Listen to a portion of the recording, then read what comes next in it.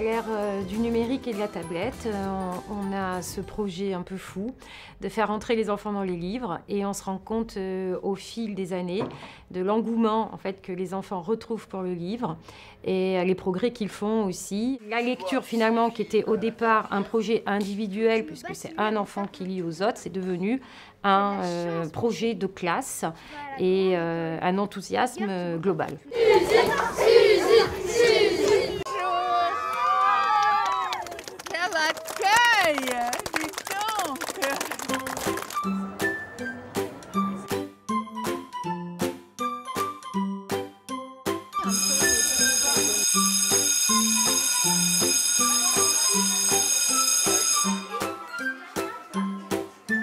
Ça me fait plaisir de vous voir. Ça fait depuis combien de temps que vous écrivez des livres? Ça fait 55 ans que je vis en France et peut-être 45 ans que j'écris. Quel est votre livre préféré? Je crois que c'est Joker. Le concours des petits champions de la lecture à voix haute, pour moi, est très important. Ça permet de s'approprier une œuvre.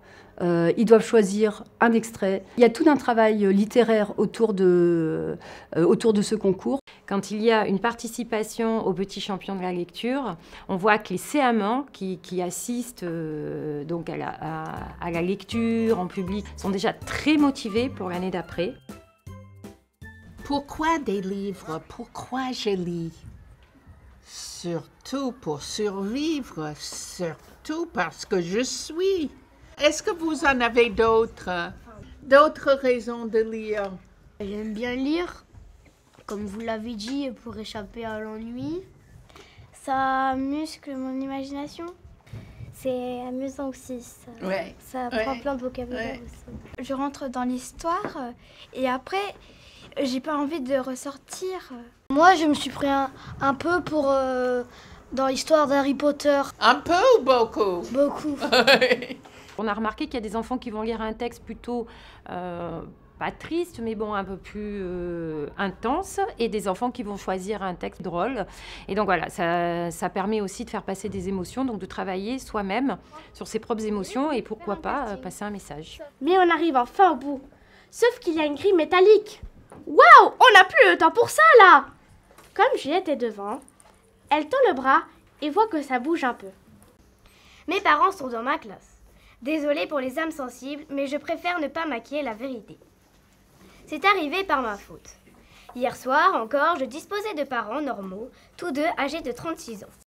Les mots ressemblaient à ceux qu'elle connaissait, mais l'accent des forestiers était plus doux, plus chantant que le rude parler des montagnards. Un craquement sonnant non loin d'elle la fit sursauter. C'est quelque chose de plus que la lecture. C'est pas tout à fait jouer, c'est pas tout à fait lire. J'aimerais bien grimper sur le dos d'un oiseau. Il battrait des ailes et hop, il me déposerait dans la masse. C'est moi l'oiseau. C'est nous tous, les petits oiseaux.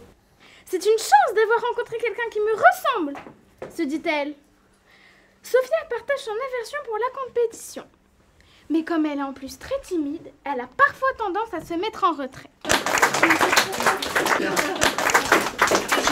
Je ne sais pas si vous avez déjà vu les comédiens professionnels qui disent la même phrase 10 fois, 20 fois, jusqu'à ce qu'ils entendent le ton juste.